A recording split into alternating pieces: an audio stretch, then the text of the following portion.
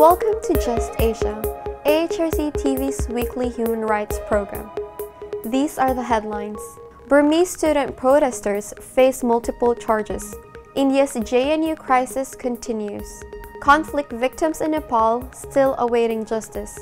Indonesia restricting freedom of expression and weakening anti-corruption body. Thai activists threatened and intimidated for work on torture report. Urgent appeals this week from Indonesia, Philippines, and Nepal.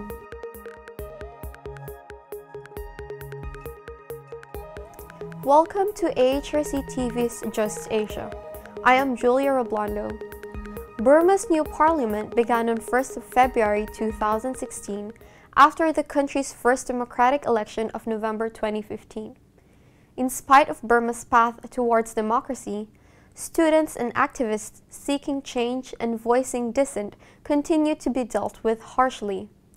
Several student leaders are presently facing multiple charges for involvement in protests. More than 60 non-violent student protesters have been detained in prison for nearly 1 year while facing trial.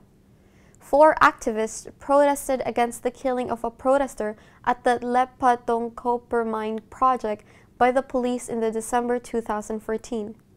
After 5 different townships filed a suit against them, they were sentenced by their respective courts to 4 years and 8 months in prison in May 2015. This year, 2016, the Lanmatao Township Court has filed additional charges against the activists over the same case. Legally, protesters cannot face multiple charges for the same offense in different courts. In practice, it is common for peaceful protesters to face criminal charges. The Burmese government is not new to fabricating charges and manipulating records to control all forms of protest against the government. The systematic failure of justice institutions and lack of rule of law will therefore be the biggest challenge for the new government.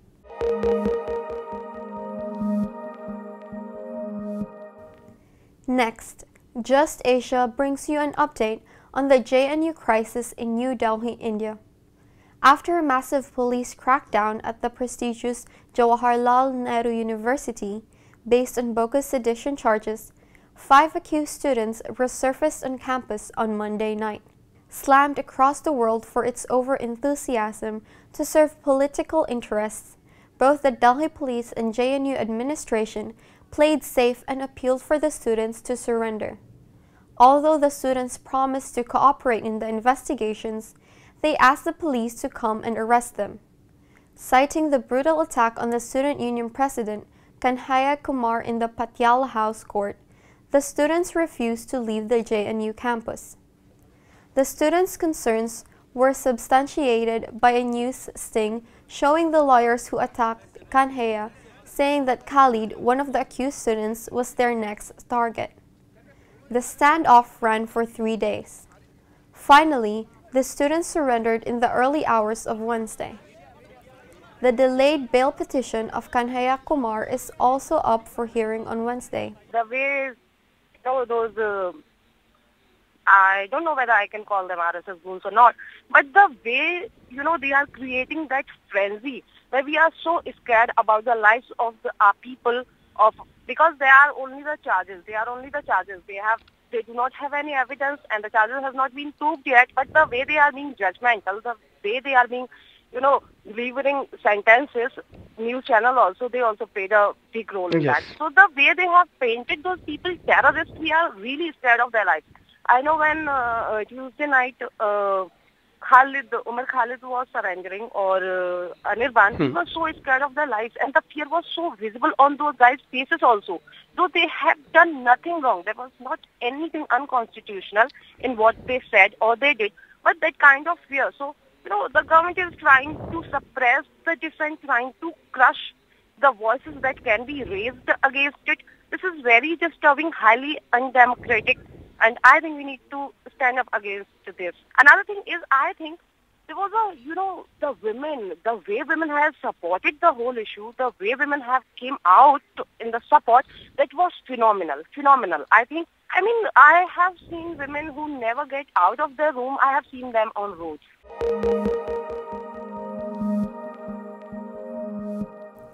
Nepal has ended its decade-long conflict in 2006, but the plight of the conflict victims remains unresolved.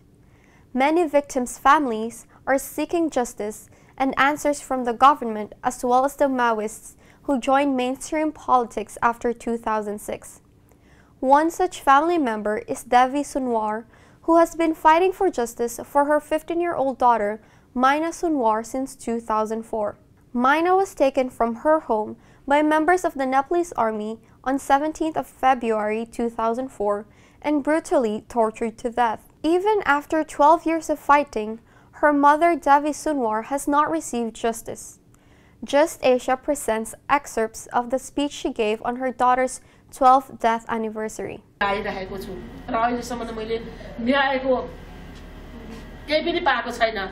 मैले मात्र एउटा अन्तर्राष्ट्रिय जगतसम्म मुद्दा पुर्याउन सकेकी छु र अन्तर्राष्ट्रियले पनि निर्दोष महिना सुनवारलाई मार्ने सेनाहरूलाई कारबाही गर्नुपर्छ भनेर चाहिँ अन्तर्राष्ट्रियले पनि बोलिरहेको अवस्था नेपालका मानव अधिकार न्यायाधीश सबै अदालतले चाहिँ महिना सुनवार मार्ने हत्याराहरूलाई कारबाही गर्नुपर्छ भनेर बोलिरहेको अवस्थामा हामी निरन्तर हामी लागिरहेका थियौं। हामी धेरै 6-7 वर्षसम्म हामी एक्लै जसले जहाँ भन्छ त्यही हामी जाँदै मानव अधिकारलाई गुहार गर्दै आफ्नो केसलाई अगाडि बढायौं र हामीलाई सबै संघ संस्थाहरू अथवा राजनीतिक पार्टीहरूले चाहिँ यो फलानु पार्टीको भनेर हामी एउटा विभाजित एउटा फुटेका थियौं र अहिले आएर हामी एकले केही पनि गर्न नसकिँदो रहेछ भन्ने लागेर हामी त्यस्तो हामीलाई नै अनुभूति भएर हामी एक ठाउँमा आउनुपर्छ। घटना भने एउटा हो, पीडा भने एउटै हो सबैको, किनकि यो पीडा भनेको कसैको पनि फरक पीडा हुँदैन। सबैका परिवार मारिएका छन्, बेपत्ता भएका छन्, यातना पाएका छन्। यो पीडाले हाम्रा परिवारहरू जलिरहेका छन्। यो पीडालाई हामीले अलिकति मजबुत बनाउनको लागि, अन्तर्राष्ट्रियसम्म पुर्याउनको लागि, राज्यलाई दबाब दिनको लागि हामी एक ठाउँमा आउनुपर्छ भनेर हामी दुन्दपीडी साझा चौतारी नामक हामीले बनाएर अहिले दुन्दपीडी साझा चौतारी मार्फत हामीले काम गरिरहेका छौं। म के भन्न चाहन्छु भने हो हामी एक्लै केही पनि गर्न सक्ने हामीले साझा चौतारी बनायौं, तर म नाम लिएर भन्न चाहन्न। मैले आज 1-2 दिन भयो म एक दुईवटा कार्यक्रममा गएको थिएँ। जुन बाबुराम भट्टराईको पालामा खारिज गरेका मुद्दाहरू जुन सर्वोच्च अदालतले अहिले फेरि जगाएको छ, त्यो जघन्य घटनाहरूलाई चाहिँ हामी आम माफी के अरे यो खारिज गर्न सक्दैनौं, यिनीहरूलाई कानुनी कठघरामा ल्याउन पर्छ भनेर सर्वोच्च अदालतले फैसला गर्दियो। त्यो घटनाले जुन राजनीतिमा बस्ने, राजनीति गर्ने टाउकेहरूको मुटु हल्लिएको रहेछ भन्ने कुरो बल्ल मैले थाहा पाएँ। अब हामी सबै पर्छौं, हामी कहीँबाट नि उम्किने ठाउँ छैन। सर्वोच्चले हामीमाथि अन्याय गर्यो, सर्वोच्चले चाहिँ हामीलाई पुनः त्यो मुद्दा ताजगी बनायो। अब हामी कहीँबाट नि उम्किने ठाउँ छैन। यो घटना सर्वोच्चले हामीलाई एकदमै गद्दार गर्यो भनेर चाहिँ नेताहरूले एकदमै डराएको महसुस गरेर चाहिँ उहाँहरूले बोलिरहेको छ। त्यसैले हामी दुन्दपीडी साझा चौतारी मार्फत हामी धेरै छुटेका छौं, धेरै ठाउँमा पुग्न सकेका छैनौं।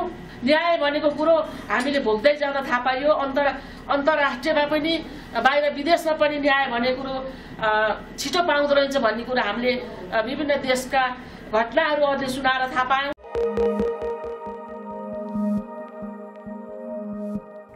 Turning to Indonesia, Just Asia reports the disturbing increase in fabrication of cases over the last 1 year.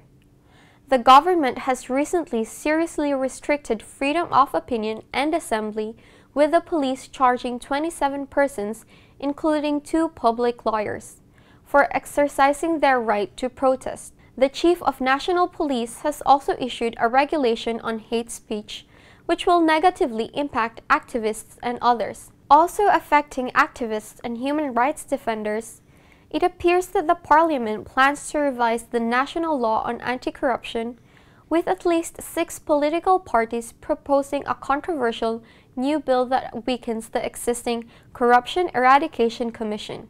For instance, a provision stating that the KPK will only prevent corruption, not prosecute it.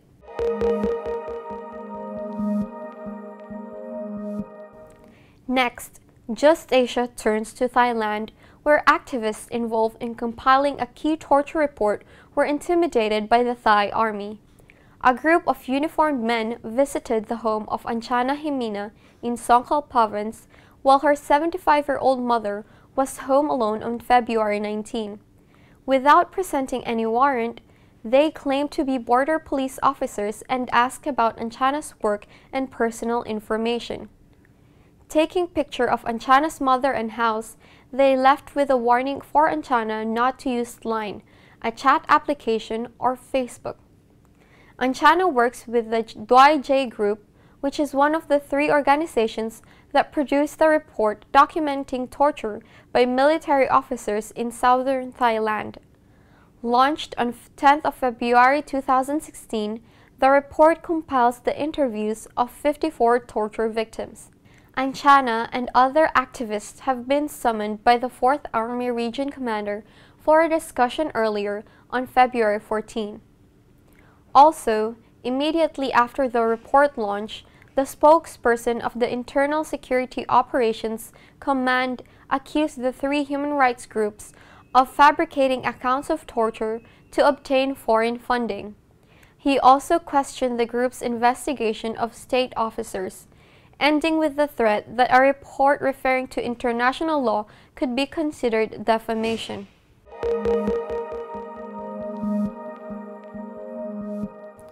Finally, Just Asia's new Urgent Appeals Weekly feature brings you 3 cases of human rights violations.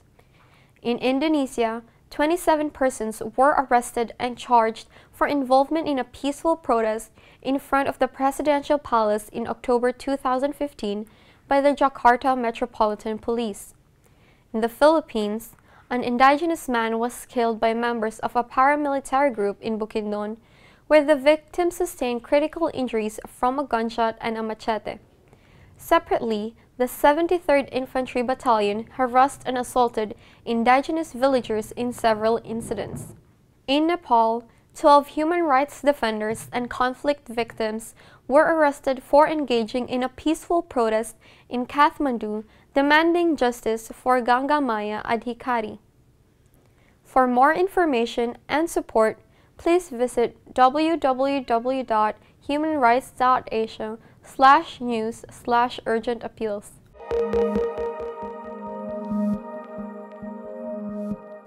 That is all for this episode of Just Asia. For more on these and other issues, please visit www.humanrights.asia. Thank you for watching and see you next week.